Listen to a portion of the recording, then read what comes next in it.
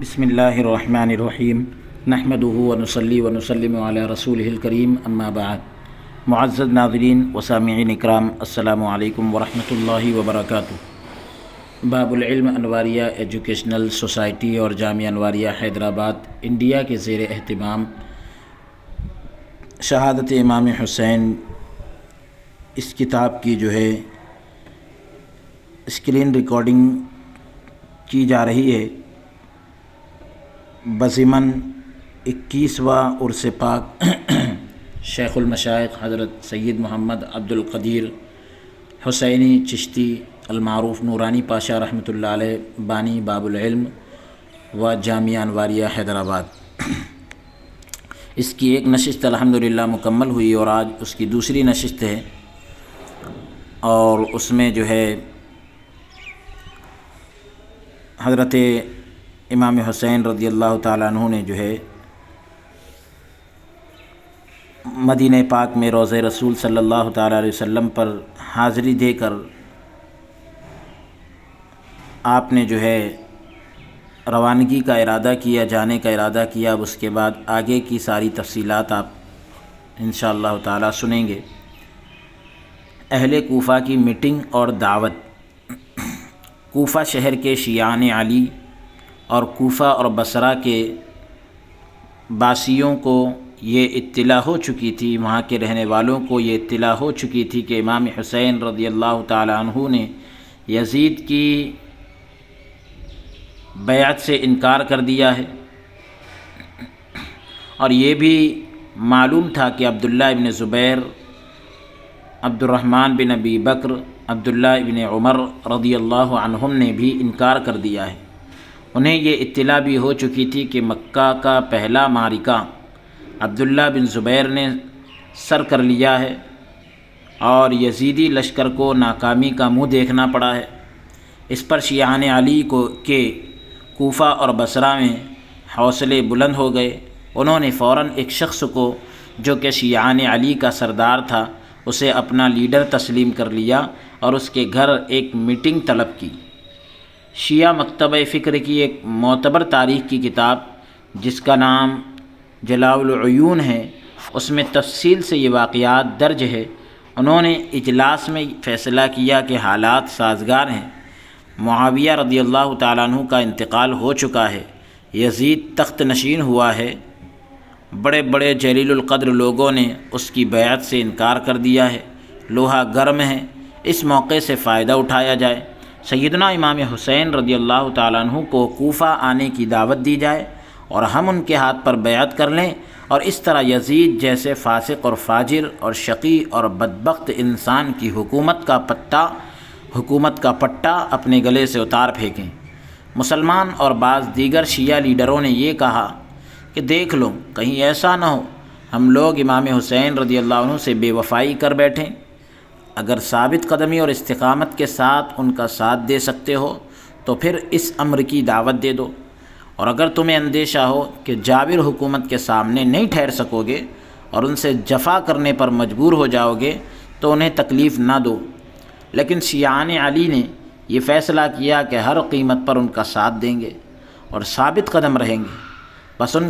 پس ان فیصلوں کے نتیجے میں حضرت امام حسین رضی اللہ تعالیٰ عنہ کو خطوط لکھے اور وفود بھیجے۔ ان خطوط میں لکھا کہ اے ابن علی، ہم آپ کے اور آپ کے والد گرامی کے شیعہ ہیں، معاویہ رضی اللہ تعالیٰ عنہ کا انتقال ہو چکا ہے اور یزید تخت نشین ہوا ہے۔ ہم کوفہ اور بصرہ کے سارے لوگ آپ کی حمایت میں فسق و فجور اور ظلم اور ارتداد کے خلاف آواز اٹھانے کے لیے تیار ہیں۔ آپ تشریف لائیں، ہم آپ کے دست اقدس پر بیعت کر کے آپ کی خلافت کا اقرار اور اعلان کرنے پر آمادہ ہیں۔ ہم آپ کو امر بالمعروف کی دعوت دیتے ہیں، اگر آپ اس دعوت کے باوجود نہ آئے تو ہم قیامت کے روز آپ کے گریبان تک اپنا ہاتھ لے جائیں گے اور اللہ کی بارگاہ میں جواب طلبی کریں گے کہ ہم نے ظلم کے خلاف آواز بلند کی اور آپ کو امر بالمعروف اور نہی عن المنکر کی دعوت دی تھی، لیکن آپ نے ہماری دعوت پر کوئی اقدام نہیں کیا تھا۔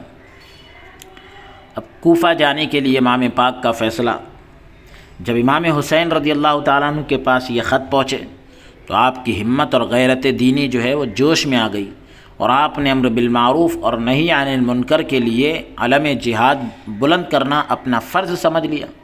اس پر حضرت عبداللہ بن عباس رضی اللہ عنہ اور آپ کے دیگر اعزاء و اقارب اور کئی جلیل القدر صحابہ اور تابعین نے آپ کی خدمت میں درخواست کی کہ حضرت آپ کوفہ تشریف نہ لے جائیں، کوفہ کے لوگ بے وفا ہیں، جفاکار ہیں، انہوں نے آپ کے ابا حضور سے بے وفائی کی تھی، انہیں غربت، پردیس اور قسم پرسی کی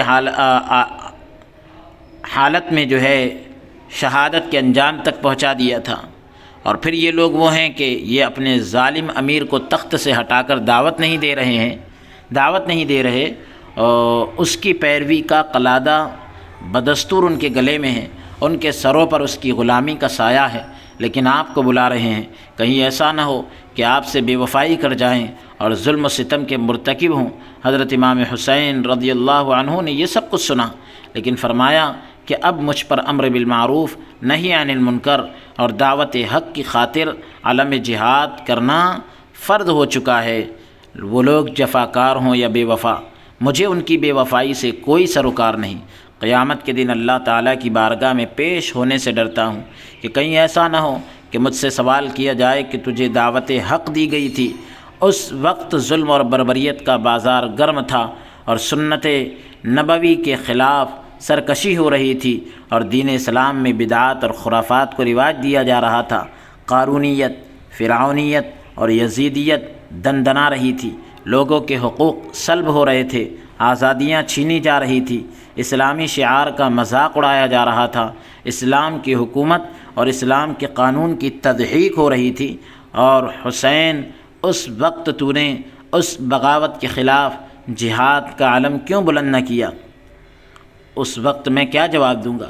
البتہ یہ مناسب ہے کہ جانے سے پہلے اپنے چچا زاد مسلم بن عقیل رضی اللہ تعالیٰ عنہ کو حالات کا جائزہ لینے بھیجتا ہوں، انہوں نے وہاں سے جو رپورٹ بھیجی پھر اس کے مطابق عمل کروں گا۔ چنانچہ آپ نے حضرت مسلم بن عقیل رضی اللہ عنہ کو کوفہ سفارت کے خیال سے بھیجا اور فرمایا کہ اے میرے بھائی مسلم، کوفہ جا کر حالات کا جائزہ لو اور وہاں کے حالات کا جائزہ لے کر مجھے مشورہ دو اور مجھے خط لکھو کہ آیا ان حالات میں میرا وہاں جانا مناسب ہے یا نہیں، لوگ یزید کی بیعت توڑنے اور میری بیعت کرنے کے لیے تیار ہیں یا نہیں۔ امام مسلم کا کوفہ میں والہانہ استقبال۔ چنانچہ حضرت مسلم بن عقیل رضی اللہ تعالیٰ عنہ اپنے کچھ ساتھیوں، اپنے دو بیٹوں محمد اور ابراہیم کو ساتھ لے کر کوفہ روانہ ہو گئے۔ جب کوفہ پہنچے تو شیعان علی نے آپ کا شاندار استقبال کیا، امام حسین رضی اللہ تعالیٰ عنہ کا نمائندہ سمجھ کر جوق در جوق آپ کے ہاتھ پر بیعت کرنے لگے، اور پہلے ہی دن 10-12 ہزار افراد نے حضرت مسلم بن عقیل رضی اللہ عنہ کے ہاتھ پر امام حسین رضی اللہ عنہ کی طرف سے بیعت کر لی۔ آپ نے پہلے دن لوگوں کا شوق، عقیدت و محبت، جوش اور ولولہ دیکھ کر امام حسین رضی اللہ عنہ کو خط لکھ دیا کہ بھائی حسین، حالات دعوت حق اور امر بالمعروف کے لیے سازگار ہیں، 12 ہزار افراد نے پہلے ہی دن میرے ہاتھ پر بیعت کر لی ہے، 1 لاکھ افراد مزید بیعت کرنے کے لیے تیار ہیں، آپ بلا تأمل اور بلا جھجک تشریف لے آئیں۔ یہ خط امام حسین رضی اللہ عنہ کو ملا اور آپ کوفہ روانگی کی تیاری میں مصروف ہو گئے۔ ادھر یزیدی حکومت کے حامیوں کو حضرت مسلم بن عقیل رضی اللہ عنہ کی سرگرمیوں کا علم ہو گیا۔ کوفہ کے گورنر کو پھر معزول کیا گیا، کوفہ کے گورنر کی معزولی اور ابن زیاد کا تقرر۔ کوفہ کا گورنر اس وقت جو شخص تھا اس کا نام نعمان بن بشیر رضی اللہ عنہ تھا۔ یہ حضور صلی اللہ علیہ وسلم کے صحابہ اور خانوادہ رسول کے غلاموں میں سے تھے۔ وہ اگرچہ حکومت کے ایک ذمہ دار عہدے پر فائز تھے، لیکن ان کے دل میں اس عہدے کی محبت نہ تھی، وہ اس پر غلامی رسول اور عشق حسین کو ترجیح دیتا تھا۔ اس لیے مسلم بن عقیل رضی اللہ تعالیٰ عنہ کی راہ میں کوئی رکاوٹ نہ ڈالی اور خاموشی سے سب کچھ گوارا کر لیا، خاموشی سے سب کچھ گوارا کیا۔ اب یزیدی حکومت کے حامیوں نے دیکھا کہ کایا پلٹ جانے کا امکان ہے، تو وہ حضرت نعمان بن بشیر کے پاس آئے اور آ کر کہا کہ نعمان بن بشیر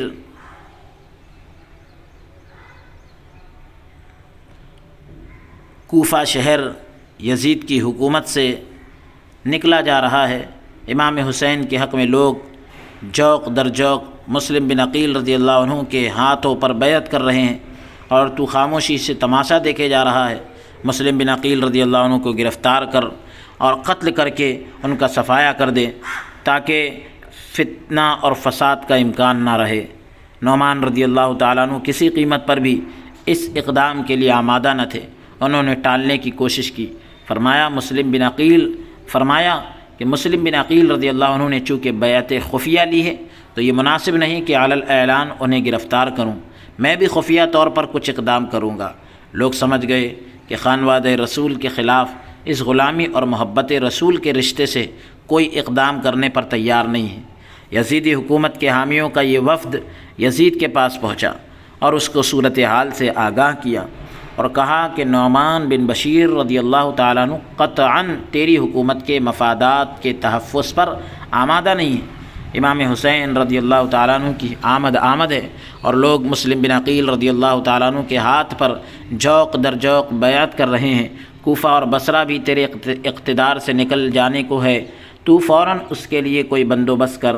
یزید نے اپنے ایک خاندانی غلام کو بلایا، یہ حضرت امیر معاویہ رضی اللہ تعالیٰ عنہ کا معتمد غلام تھا۔ یزید نے اس کی گود میں پرورش پائی تھی اور یہ اسی کے خاندان کا رازدار تھا۔ اس محرم راز سے پوچھا کہ حالات یہ ہیں تو بتا کہ میں کیا کروں۔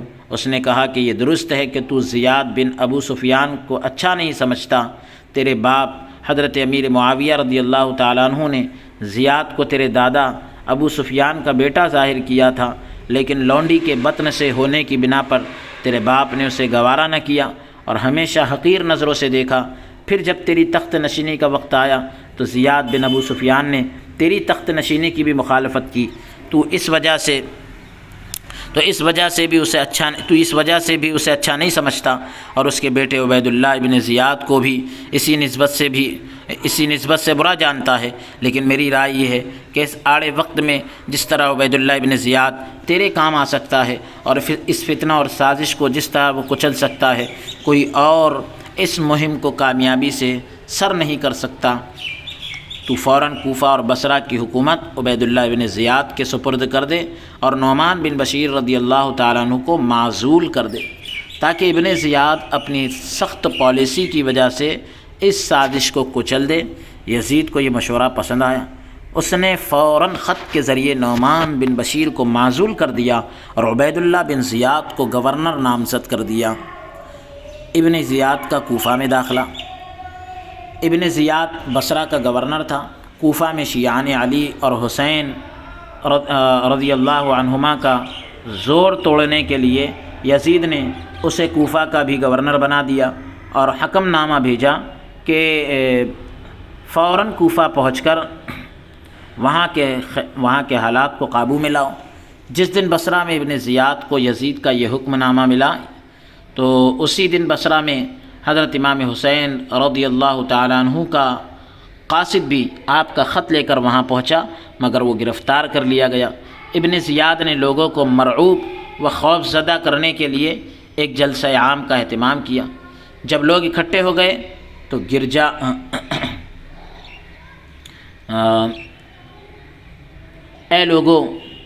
جب لوگ اکٹھے ہو گئے تو گرجا کہ اے لوگوں، یعنی ابن زیاد نے لوگوں کو مرعوب اور خوفزدہ کرنے کے لیے ایک جلسہ عام کا اہتمام کیا۔ جب لوگ اکٹھے ہو گئے تو اب گرجا چلا کر کہا، اے لوگوں، مجھے پہچاننے کی کوشش کرو، میں خوخار صفاق کا بیٹا ہوں، ایک ظالم اور جابر اور قتل اور غارت سے دریغ نہ کرنے والے کا بیٹا ہوں۔ میرا باپ صفاق تھا اور میں بھی صفاق ہوں۔ جو شخص یزید کی بیعت اور حکومت سے روگردانی کرے گا اور امام حسین رضی اللہ تعالیٰ عنہ اور مسلم بن عقیل رضی اللہ تعالیٰ عنہ کی بیعت کی بات کرے گا میں اس کے ٹکڑے ٹکڑے کر دوں گا، اس کو تباہ اور برباد کر کے رکھ دوں گا، صفحہ ہستی سے مٹا دوں گا۔ خبردار، سر دست میں شہر بصرہ اپنے بھائی کے سپرد کر کے جا رہا ہوں تاکہ مسلم بن عقیل کا صفایا کر سکوں، اور تمہیں تنبیہ کر کے جا رہا ہوں، تمہیں تنبیہ کیے جا رہا ہوں کہ یزید کی بیعت سے کوئی شخص انکار نہ کرے، وگرنہ اس کے حق میں اچھا نہیں ہوگا۔ پھر اس نے ایک قاصد کو بلایا، اس قاصد کو بلایا جو امام حسین رضی اللہ تعالیٰ عنہ کا خط لے کر آیا تھا۔ مجمع عام میں کھڑے ہو کر تلوار کو بے نیام کر کے اس قاصد کا سر قلم کر دیا اور خود کوفہ کی طرف روانہ ہو گیا۔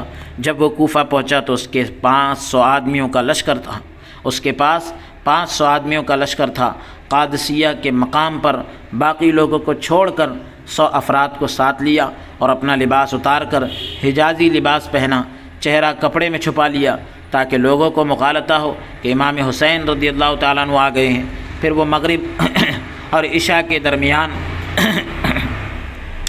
کوفہ میں داخل ہوا، مغرب اور عشاء کے درمیان کوفہ میں داخل ہوا تو اس وقت لوگ اس چشم و چراغ خانواد نبوت امام حسین رضی اللہ تعالیٰ عنہ کی آمد کے منتظر تھے اور حسرت بھری نگاہوں سے ان کی راہ دیکھ رہے تھے۔ جب شام کے اندھیرے میں عبید اللہ بن زیاد چہرے پر کپڑا ڈالے آیا تو لوگ غلط فہمی کا شکار ہو گئے۔ انہوں نے سمجھا کہ شاید حسین ابن علی رضی اللہ تعالیٰ عنہ آ گئے ہیں۔ وہ جوق در جوق اس کے پاس آنے لگے۔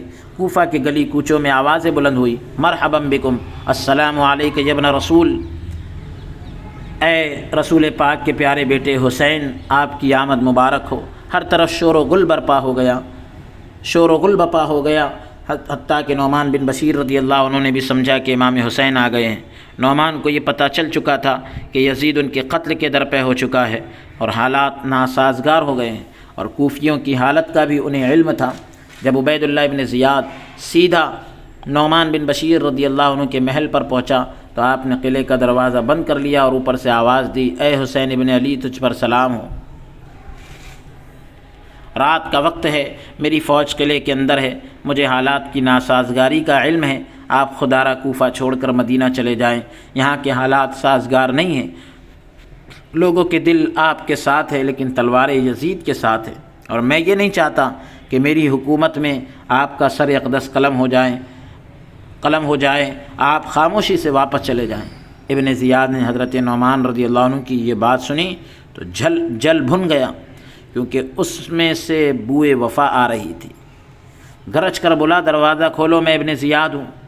حضرت نعمان بن بشیر رضی اللہ تعالیٰ عنہ نے دروازہ کھول دیا۔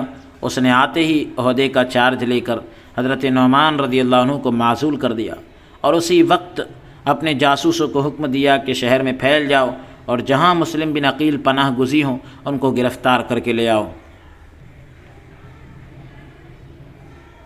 اب یہ دوسرا خطاب ہے۔ تو معزز خواتین و حضرات، گزشتہ جمعۃ المبارک کے خطاب میں ہم نے حقائق اور واقعات کی روشنی میں شہادت امام حسین رضی اللہ عنہ کے موضوع پر گفتگو کا آغاز کیا تھا، اور یہ سلسلہ وار گفتگو کے اس مرحلے پر ختم ہوئی تھی۔ سلسلہ وار گفتگو جو ہے بیان کے اس مرحلے پر ختم ہوئی تھی کہ جب حالات یزید کے قابو سے باہر ہونے لگے تو یزید نے نعمان بن بشیر رضی اللہ عنہ کو معزول کر کے ابن زیاد کو کوفہ کا گورنر مقرر کر دیا، اور وہ رات کے دھندلکے میں کوفہ پہنچا اور اس نے اپنے منصب کو سنبھال لیا۔ اب ابن زیاد کی مکروہ سازشیں۔ اگلے روز ابن زیاد نے کوفہ میں ایک جلسہ عام کا انتظام کیا، اس میں ہزاروں افراد جمع کر کے اس نے برملا اعلان کر دیا کہ تم لوگ جانتے ہو کہ میرا باپ زیاد جلاد تھا، سفاک تھا، خونریز تھا اور میں بھی خوریز اور سفاک ہوں۔ مجھے معلوم ہوا ہے کہ تم یزید کی بیعت اور اس کی حکومت سے انکاری ہو، پس میں تمہیں سختی کے ساتھ اس بات سے منع کرتا ہوں اور یہ اعلان کرتا ہوں کہ جو شخص امام حسین رضی اللہ عنہ کے لیے مسلم بن عقیل کے ہاتھ پر بیعت کرے گا میں اس کا نام صفحہ ہستی سے مٹا دوں گا۔ میں تم سب لوگوں کے نام بھی جانتا ہوں اور تمہاری شکلیں بھی پہچانتا ہوں اور تمہارے خاندانوں سے بھی واقف ہوں۔ اس کی اس ہیبت ناک گفتگو کے نتیجے میں وہ ہزاروں کوفی جو حضرت علی رضی اللہ عنہ اور حضرت امام حسین رضی اللہ عنہ کی حمایت اور غیر مشروط وفاداری کے علمبردار تھے، وہ اپنی بزدلی کے باعث انہی قدموں پر پیچھے ہٹ گئے اور بہت سے لوگ خوف کے مارے چھپ گئے۔ بعد از آن حضرت مسلم بن عقیل رضی اللہ عنہ کی رہائش کی صحیح خبر معلوم کرنے کے لیے ایک غلام کو 3000 درہم دے کر بھیجا۔ اس کو اطلاع ہو گئی تھی کہ حضرت مسلم بن عقیل رضی اللہ عنہ اس وقت کوفہ کے ایک رئیس، ایک امیر کبیر شخص کے گھر میں موجود ہے جس کا نام ہانی بن عروہ ہے اور اہل بیت کے ساتھ محبت کرنے والا ہے۔ اس غلام سے کہا کہ تم ہانی کے گھر جاؤ اور یہ ظاہر کرو کہ تمہیں بصرہ والوں نے امام حسین رضی اللہ عنہ کے حق میں حضرت مسلم بن عقیل رضی اللہ عنہ کے ہاتھ پر بیعت کرنے کے لیے بطور نمائندہ بھیجا ہے، اور یہ 3000 درہم انہوں نے بطور ہدیہ بھیجے ہیں۔ اس بہانے سے صحیح صورتحال سے آگاہ ہو کر مجھے خبر کر دو، مجھے خبر کرو۔ چنانچہ وہ غلام ہانی بن عروہ رضی اللہ عنہ کے گھر پہنچا، دروازہ کھٹکھٹایا اور کہا کہ مجھے بصرہ والوں نے حضرت مسلم بن عقیل رضی اللہ تعالیٰ عنہ کے ہاتھ پر بیعت کرنے بطور نمائندہ بھیجا ہے۔ تو وہ اس کی چکنی چپڑی باتوں میں آ گئے اور اندر حضرت مسلم بن عقیل رضی اللہ عنہ کے پاس لے گئے۔ اس نے ان کے سامنے بھی وہ بات حلفاً کہی اور ان کے دست اقدس پر بیعت کرتے ہوئے 3000 درہم ہدیے کے طور پر پیش کیے۔ واپس آ کر اس نے ابن زیاد کو خبر کی۔ ابن زیاد نے اگلے روز ہانی بن عروہ رضی اللہ عنہ کو بلایا اور کہا کہ ہانی، تم جانتے ہو کہ میرے باپ زیاد بن سفیان نے کوفہ میں ایک شخص کو بھی خاندان نبوت سے محبت کرنے والا نہیں چھوڑا تھا، تیرے سوا سب کو ختم کر دیا تھا، اور تجھ پر احسان کرتے ہوئے میرے والد نے تجھے معاف کر دیا تھا، لیکن آج اسی اہل بیت کی محبت میں بنو امیہ کی دشمنی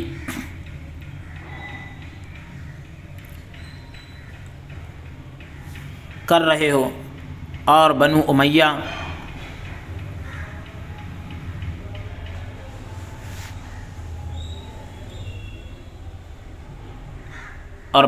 اور یزید کے دشمن کو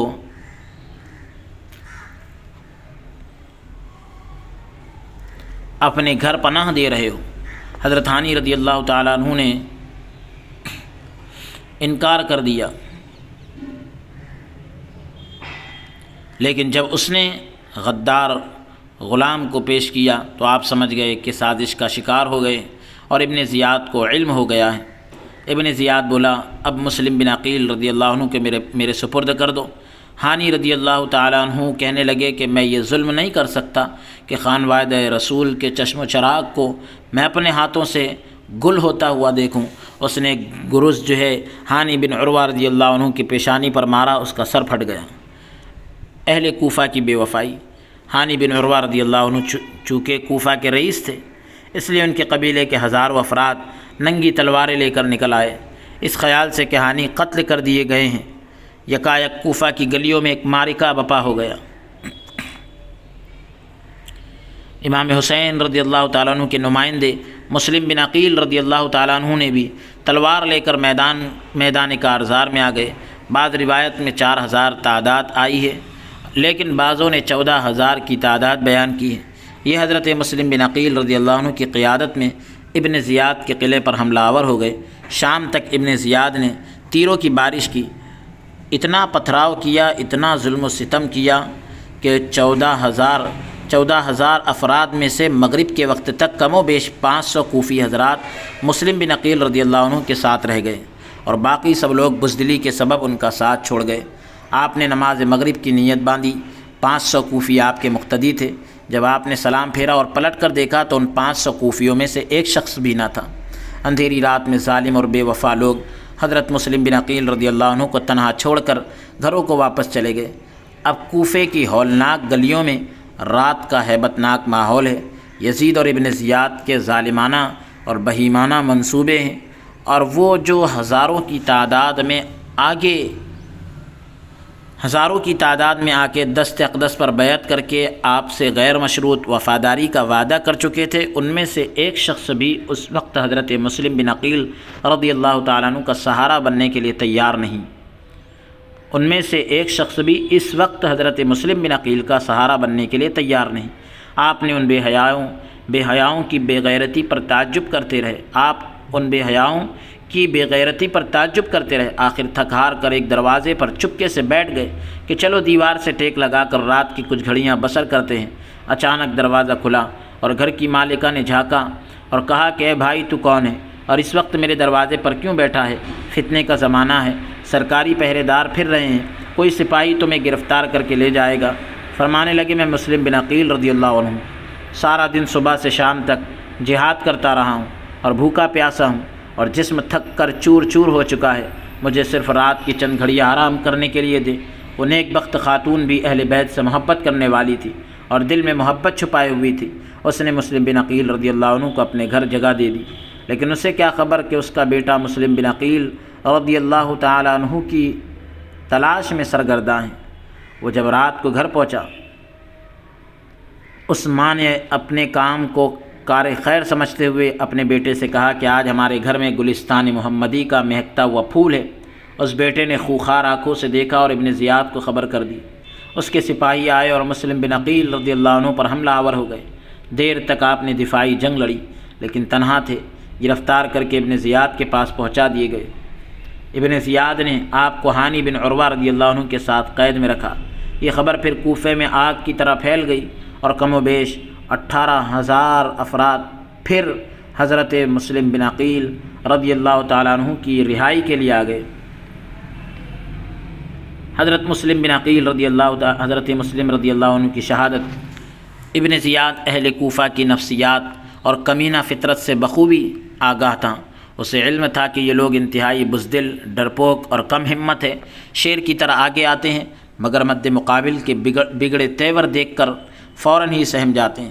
اس نے ان کی اس بزدلی، کم ہمتی اور بے غیرتی سے پورا فائدہ اٹھایا اور حضرت امام مسلم بن عقیل رضی اللہ تعالیٰ عنہ اور حضرت ہانی رضی اللہ عنہ کو شہید کرنے کا فیصلہ کر لیا کہ ان حضرات کے سر کوفیوں کی بھیڑ میں پھینک دیے جائیں۔ ان کے کٹے ہوئے سر دیکھتے ہی ان کے یہ سب نعرہ بازی ختم ہو جائے گی اور یہ جوش اور خروش بھول کر دم دبا کر بھاگ جائیں گے چنانچہ ایسا ہی ہوا۔ ان دونوں کو شہید کر کے جب ان کے سر کوفیوں میں پھینکے گئے تو ان کے ہاتھ پیر پھول گئے، خوف سے کانپ اٹھے اور کھسکنا شروع ہو گئے۔ آہستہ آہستہ نوبت یہاں تک پہنچی کہ 18,000 افراد میں سے ایک بھی نہ بچا اور سب دم دبا کر اور جان بچا کر بھاگ گئے۔ تو یہ امام مسلم بن عقیل رضی اللہ تعالیٰ عنہ کی جو ہے شہادت تک کے پوری تفصیلات ہم نے پیش کی۔ انشاءاللہ تعالیٰ اگلی نشست میں یہاں سے آگے کا حصہ ہم پڑھیں گے، آپ حضرات سنیں گے انشاءاللہ تعالیٰ۔ آج کے سلسلہ درس کو ہم یہیں پر موقوف کرتے ہیں۔ پروردگار عالم ہمیں قول سے زیادہ عمل کی توفیق عطا فرمائیں، آمین۔ وصلی اللہ تعالیٰ وسلم علی خیر خلقہ سیدنا محمد وعلی آلہ واصحابہ اجمعین برحمتک یا ارحم الراحمین والحمد للہ رب العالمین۔